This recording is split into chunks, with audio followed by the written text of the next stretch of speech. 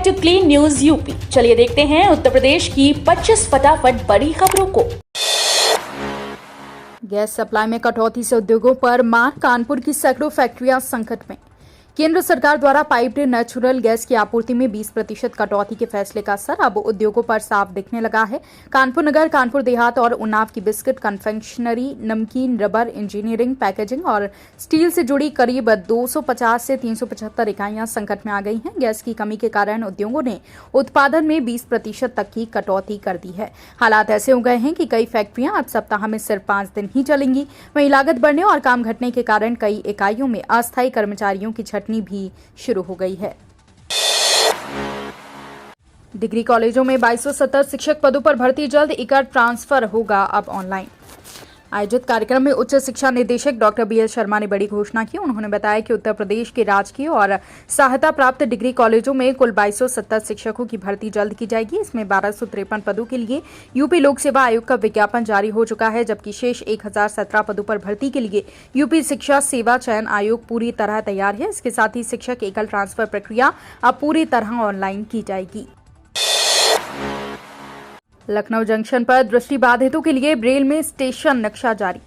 पूर्वोत्तर रेलवे लखनऊ मंडल ने यात्रियों के लिए नई सुविधाओं का विस्तार किया है। स्टेशन पर स्वच्छ पानी, बैठने की जगह, ठहरने के लिए डॉर्मेट्री और ट्रेन जानकारी के लिए डिस्प्ले बोर्ड उपलब्ध है। अब लखनऊ जंक्शन पर दृष्टिबाधित यात्रियों के लिए ब्रेल लिपि में स्टेशन का नक्शा भी जारी किया गया है। इससे उन्हें किसी भी मदद के बिना अपने प्लेटफॉर्म और सुविधाओं का आसानी से पता चल सकेगा।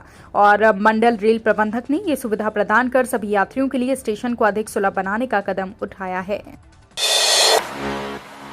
कानपुर में गैस संकट गहराया, हेल्प डेस्क बेअसर, शिकायतें बढ़ी तो अफसरों के मोबाइल बंद। कानपुर जिले में गैस सिलेंडर की किल्लत ने आम लोगों की परेशानी बढ़ा दी है। हालात ऐसे हैं कि पिछले एक हफ्ते से रोज 20,000 से ज्यादा उपभोक्ता सुबह से शाम तक एजेंसियों के बाहर लंबी लाइनों में खड़े नजर आ रहे हैं। एजेंसी संचालकों की मनमानी और आपूर्ति की कमी के कारण लोगों को समय पर गैस नहीं मिल पा रही है। जिला पूर्ति विभाग ने शिकायतों के लिए हेल्प डेस्क तो बनाई, लेकिन जब उपभोक्ता ने शिकायतें शुरू की तो पूर्ति निरीक्षक और लिपिकों के मोबाइल बंद नजर आने लगे, जिससे जनता में नाराजगी बढ़ती जा रही है। लखनऊ वाराणसी हाईवे बनेगा ग्रीन कॉरिडोर, सुल्तानपुर मार्ग से यात्रा होगी तेज। उत्तर प्रदेश में सड़क बुनियादी ढांचे को मजबूत करने के लिए सरकार एक और बड़ी पहल कर रही है। लखनऊ से सुल्तानपुर होते हुए वाराणसी तक जाने वाले हाईवे को अब ग्रीन कॉरिडोर के रूप में विकसित करने की योजना बनाई गई है। इस परियोजना के अंतर्गत सड़क को आधुनिक सुविधाओं के साथ अपग्रेड किया जाएगा, जिससे यात्रियों को तेज, सुरक्षित और सुगम सफर का अनुभव मिलेगा। साथ ही सड़क के दोनों ओर हरित पट्टी विकास कर पर्यावरण संरक्षण को भी बढ़ावा दिया जाएगा। यूपी में छोटे कारोबारियों को बड़ी राहत, फूड लाइसेंस नियमों में बदलाव 1 अप्रैल से लागू। उत्तर प्रदेश में छोटे कारोबारियों और स्ट्रीट फूड विक्रेताओं को बड़ी राहत मिली है। योगी सरकार ने फूड लाइसेंस और पंजीकरण के नियमों में अहम बदलाव किए हैं। अब लाइसेंस का हर साल नवीनीकरण कराना जरूरी नहीं होगा। इसके अलावा नगर निगम या स्ट्रीट वेंडर्स अधिनियम 2014 के तहत पंजीकृत ठेले, खोमचे और फेरी वाले स्वतः ही भारतीय खाद्य सुरक्षा और मानक प्राधिकरण में पंजीकृत माने जाएंगे। इससे छोटे दुकानदारों को दोबारा रजिस्ट्रेशन और लंबी कागजी प्रक्रिया से राहत मिलेगी। नए नियम 1 अप्रैल से लागू होंगे। एलपीजी संकट के बीच ट्रेनों में मिलेगा रेडी टू ईट खाना, आईआरसीटीसी की नई तैयारी। एलपीजी की आपूर्ति प्रभावित होने के बाद रेलवे ने यात्रियों के भोजन की व्यवस्था बनाए रखने के लिए नई तैयारी शुरू कर दी है। आईआरसीटीसी अब ट्रेनों में यात्रियों को रेडी टू ईट खाना उपलब्ध कराने की योजना बना रहा है। ये भोजन पैकेट में पैक रहेगा, जिससे खाने से पहले गर्म पानी में डालने पर कुछ ही मिनटों में तैयार हो जाएगा। इसके साथ ही बेस किचन में इंडक्शन और इलेक्ट्रॉनिक बर्तनों के उपयोग के निर्देश भी दिए गए हैं। बेमौसम बारिश पर सख्त, सीएम योगी, फसल नुकसान का तुरंत सर्वे और राहत के निर्देश।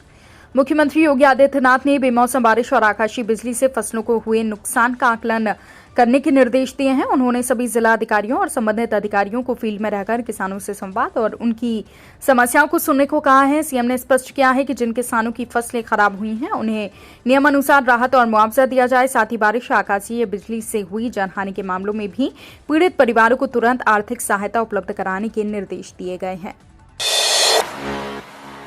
परिषदीय स्कूलों में हर पीरियड के बाद बजेगी घंटी, समयबद्ध पढ़ाई के लिए बीएसए का निर्देश। प्रयागराज के परिषदीय स्कूलों में पढ़ाई को व्यवस्थित बनाने के लिए अब हर कक्षा के बाद घंटी बजाना अनिवार्य कर दिया गया है। बेसिक शिक्षा अधिकारी ने इस संबंध में सभी स्कूलों को निर्देश जारी किए हैं। शिक्षकों को तय समय सारणी के अनुसार शिक्षण कार्य करना होगा। एआरपी सहयोगात्मक पर्यवेक्षण के बाद अपनी डायरी भी भरेंगे। हाल ही में हुई समीक्षा बैठक में निपुण लक्ष्य ऐप, शिक्षक संदर्शिका, शिक्षक डायरी और शिक्षण सामग्री के उपयोग पर जोर दिया गया। राज्य विश्वविद्यालय में शुरू होगा 4 वर्षीय बीए बीएड कोर्स। अगले सत्र में मिल सकते हैं 62 नए शिक्षक। प्रोफेसर राजेंद्र सिंह राज्य विश्वविद्यालय में जल्द ही 4 वर्षीय बीए बीएड पाठ्यक्रम शुरू किया जाएगा। नई शिक्षा नीति के तहत इस कोर्स को लागू करने की तैयारी तेजी से चल रही है। समेकित पाठ्यक्रम से छात्र छात्राओं को एक साथ स्नातक और शिक्षक प्रशिक्षण की सुविधा मिलेगी। विश्वविद्यालय प्रशासन का कहना है कि इस नए कोर्स के शुरू होने से शिक्षा की गुणवत्ता में सुधार होगा, विद्यार्थियों को बेहतर अवसर मिलेंगे। साथ ही अगले शैक्षणिक सत्र में विश्वविद्यालय को करीब 62 नए शिक्षकों की नियुक्ति मिलने की संभावना है। हाईकोर्ट की सख्त टिप्पणी, कानून व्यवस्था नहीं संभाल सकते तो डीएम एसपी इस्तीफा दें। इलाहाबाद हाईकोर्ट ने संभल मामले की सुनवाई के दौरान प्रशासन पर सख्त टिप्पणी की है। कोर्ट ने मस्जिद में नमाज पढ़ने वालों की संख्या सीमित करने के सरकारी तर्क को खारिज करते हुए कहा कि हर हाल में कानून का शासन सुनिश्चित करना राज्य की जिम्मेदारी है। न्यायमूर्ति अतुल श्रीधरन और न्यायमूर्ति सिद्धार्थ नंदन की खंडपीठ ने कहा कि यदि डीएम और एसपी कानून व्यवस्था बनाए रखने में सक्षम नहीं है तो उन्हें पद छोड़ देना चाहिए या जिले से अपना ट्रांसफर मांग लेना चाहिए। यूपी में इलाज हुआ महंगा, प्लास्टिक उत्पादों के बड़े दाम से डिस्पोजल मेडिकल सामानों की कीमतें बढ़ी। उत्तर प्रदेश के गोरखपुर में प्लास्टिक दानों की कीमतें बढ़ने से चिकित्सा शिक्षा में महंगाई बढ़ गई है। व्यावसायिक सिलेंडर की कमी और अंतर्राष्ट्रीय स्तर पर खाड़ी में युद्ध के चलते कच्चे माल के दाम बढ़ने से प्लास्टिक से बनने वाले डिस्पोजल, सिरिंज, ग्लव्स और कैन्युला के साथ ड्रिप सेट और अन्य सर्जिकल आइटम्स महंगे हो गए हैं। विशेषज्ञों का कहना है कि पेट्रोल और एलपीजी की तरह प्लास्टिक उत्पाद भी महंगे होने लगे हैं। एक्शन मोड में योगी सरकार, स्वतंत्र देव ने बाढ़ बचाव कार्यों की समीक्षा 15 जून तक पूरा करने के निर्देश दिए। उत्तर प्रदेश सरकार मानसून से पहले बाढ़ सुरक्षा को लेकर पूरी तरह एक्शन मोड में है। जल शक्ति मंत्री स्वतंत्र देव सिंह ने सिंचाई एवं जल संसाधन विभाग के सभागार में बाढ़ बचाव कार्यों की प्रगति की समीक्षा की। बैठक में गोंडा, श्रावस्ती, बहराइच, बाराबंकी, अयोध्या और अंबेडकर नगर जनपदों में तैयारियों का जायजा लिया गया। मंत्री ने अधिकारियों को निर्देशित किया कि बाढ़ से पहले सभी जरूरी कार्य 15 जून से पहले पूर्ण कर लिए जाएं ताकि संभावित बाढ़ के दौरान जनता को असुविधा न हो।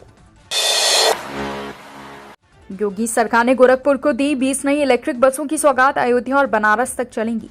सड़क परिवहन को सुगम और पर्यावरण के अनुकूल बनाने के लिए योगी सरकार ने गोरखपुर में 20 नई इलेक्ट्रिक बसें चलाने का ऐलान किया है। ये बसें गोरखपुर के 2 प्रमुख बस स्टेशनों से अयोध्या, बनारस, सोनोली और अन्य महत्वपूर्ण मार्गों पर चलेंगी। लंबी दूरी के यात्रियों को अब डीजल बसों की जगह स्वच्छ और साइलेंट इलेक्ट्रिक बसों से यात्रा करने का अवसर मिलेगा। सरकार का उद्देश्य है कि न केवल यातायात सुविधा बढ़ाना है बल्कि पर्यावरण संरक्षण की दिशा में कदम बढ़ाना है। संभल में बुलडोजर कार्रवाई, अवैध मजार हटाई, अतिक्रमण पर जीरो टॉलरेंस। उत्तर प्रदेश के संभल जिले में मुख्यमंत्री योगी आदित्यनाथ की जीरो टॉलरेंस नीति के तहत अतिक्रमण के खिलाफ बुलडोजर कार्रवाई जारी है। शनिवार को चंदोसी कोतवाली क्षेत्र के मोहल्ला लुधियाना में प्रशासन ने सार्वजनिक रास्ते पर लंबे समय से बने अवैध मजार को ध्वस्त कर दिया गया। इस कार्रवाई में भारी पुलिस बल तैनात किया गया ताकि किसी प्रकार का विरोध न हो। अधिकारियों ने कहा कि ये कदम अतिक्रमण मुक्त और व्यवस्थित शहर बनाने के उद्देश्य से उठाया गया है। केशव मौर्य का अखिलेश पर हमला, बोले देशद्रोही नहीं कहूंगा लेकिन देशभक्ति पर संदेह। उप मुख्यमंत्री केशव प्रसाद मौर्य ने प्रयागराज में समाजवादी पार्टी के अध्यक्ष अखिलेश यादव पर तीखा निशाना साधा। उन्होंने कहा कि वो अखिलेश यादव को देशद्रोही तो नहीं कह सकते लेकिन उनकी देशभक्ति पर जरूर संदेह है। केशव मौर्य ने कहा कि ईरान, अमेरिका और इजराइल के बीच चल रहे तनाव के कारण दुनिया ऊर्जा संकट का सामना कर रही है। ऐसे समय में विपक्षी नेता माहौल खराब करने और अफवाह फैलाने का काम कर रहे हैं। उन्होंने आरोप लगाया कि अखिलेश यादव और राहुल गांधी के बयान से देश में दहशत का माहौल है। चैत्र नवरात्र से पहले सीएम योगी की जनता को पाती बेटियों को अवसर देने की अपील।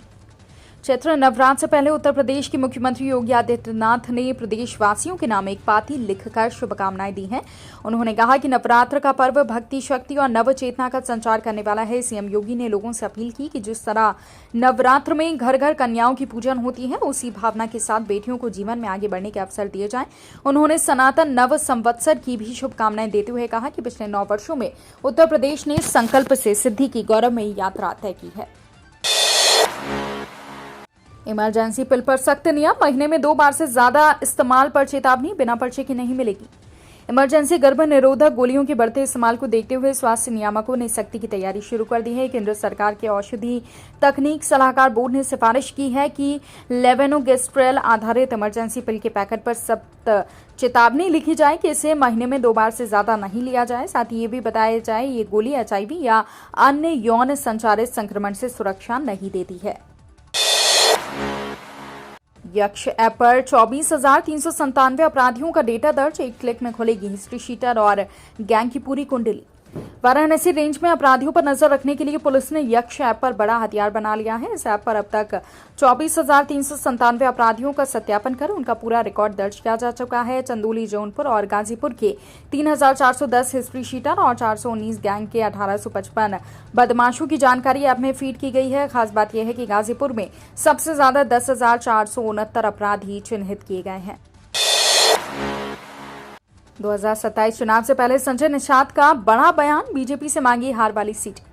उत्तर प्रदेश के 2027 विधानसभा चुनाव से पहले सियासी बयानबाजी तेज हो गई है। गोरखपुर में कैबिनेट मंत्री और संजय निषाद ने बड़ा बयान दिया है। उन्होंने कहा कि निषाद पार्टी पूरी ताकत के साथ चुनाव की तैयारी कर रही है और एनडीए के साथ मिलकर बड़ी जीत हासिल करेगी। संजय निषाद ने भाजपा से अपील करते हुए कहा कि जिन विधानसभा सीटों पर भाजपा जीत नहीं पा रही है वे सीटें निषाद पार्टी को दे दी जाएं। उत्तर पुस्तिकाओं में अभद्र टिप्पणी पर सख्त हुआ विश्वविद्यालय, छात्रों अभिभावकों को किया तलब। प्रोफेसर राजेंद्र सिंह राज्य विश्वविद्यालय की परीक्षाओं में उत्तर पुस्तिकाओं में अभद्र भाषा और प्रलोभन लिखने के मामले सामने आने के बाद प्रशासन सख्त हो गया है। विश्वविद्यालय ने ऐसे मामलों में संबंधित छात्रों और उनके अभिभावकों व कॉलेज प्रबंधन को बुलाकर पूछताछ करने का फैसला किया है। अधिकारियों का कहना है कि परीक्षा जैसी गंभीर प्रक्रिया में इस तरह की हरकत बर्दाश्त नहीं की जाएगी और दोषियों के खिलाफ अनुशासनात्मक कार्रवाई की जाएगी। यूपी बोर्ड मार्कशीट होगी सुपर सिक्योर, पानी और फाड़ने से भी रहेगी सुरक्षित। उत्तर प्रदेश माध्यमिक शिक्षा परिषद ने इस साल 10वीं और 12वीं के छात्रों के लिए मार्कशीट को पूरी तरह हाईटेक बनाने का फैसला किया है। अब छात्रों को मिलने वाली नई मार्कशीट में 16 आधुनिक सिक्योरिटी फीचर शामिल किए गए हैं, जिससे जालसाजी पर रोक लग सकेगी। खास बात यह है कि मार्कशीट इतनी मजबूत है कि ना आसानी से फटेगी, ना ही पानी से खराब होगी। बोर्ड का मानना है कि इस नई व्यवस्था से छात्रों को दस्तावेज सुरक्षित रखने में मदद मिलेगी।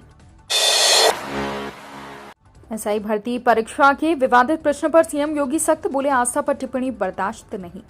उत्तर प्रदेश पुलिस उप निरीक्षक भर्ती परीक्षा में पूछे गए विवादित प्रश्न को लेकर मुख्यमंत्री योगी आदित्यनाथ ने सख्त रुख अपनाया है। उन्होंने सभी भर्ती बोर्ड के अध्यक्षों को निर्देश दिए हैं कि किसी भी व्यक्ति, जाति, पंथ या संप्रदाय की आस्था और मर्यादा पर अमर्यादित टिप्पणी किसी भी हाल में स्वीकार नहीं की जाएगी। मुख्यमंत्री ने कहा कि परीक्षा प्रश्न पत्र तैयार करते समय पेपर सेटर्स को सावधानी बरतनी होगी। साथ ही जो लोग बार बार इस तरह की हरकतें करते हैं उनके खिलाफ सख्त कार्रवाई कर जाएगी। यूपी रोडवेज की 2 बड़ी पहल, 3,550 गांवों तक मिनी बस सेवा, बसों से पार्सल भेजने की सुविधा शुरू। उत्तर प्रदेश में रोडवेज ने यात्रियों और ग्रामीणों के लिए 2 बड़ी सुविधाएं शुरू की हैं। मुख्यमंत्री ग्राम परिवहन योजना के तहत गोरखपुर और बस्ती मंडल के करीब 3550 गांवों को मिनी बस सेवा से शहरों से जोड़ा जाएगा। 15 से 28 सीटर जनरल एसी और इलेक्ट्रिक बसों का संचालन परिवहन निगम की देखरेख में होगा, जिससे ग्रामीणों का आवागमन आसान होगा और रोजगार के अवसर भी मिलेंगे। जेल से परीक्षा देने पहुंचा साइबर फ्रॉड का आरोपी, दिल्ली पुलिस सुरक्षा में लखनऊ लाई। Uttar Pradesh police sub inspector भर्ती परीक्षा के दौरान अनोखा मामला सामने आया है। साइबर फ्रॉड के आरोप में दिल्ली की सेंट्रल जेल में बंद एक आरोपी को परीक्षा दिलाने के लिए विशेष सुरक्षा में लखनऊ लाया गया। जानकारी के अनुसार प्रयागराज का रहने वाला अंकित त्रिपाठी दिल्ली की सेंट्रल जेल में बंद है और वो दरोगा भर्ती परीक्षा का अभ्यर्थी है। अदालत की अनुमति मिलने के बाद दिल्ली पुलिस उसे वैन से कड़ी सुरक्षा के बीच लखनऊ लेकर आई। तो ये थी आज की 25 फटाफट बड़ी खबरें। अगर आपको न्यूज पसंद आई हो तो वीडियो को लाइक और शेयर जरूर करें। धन्यवाद।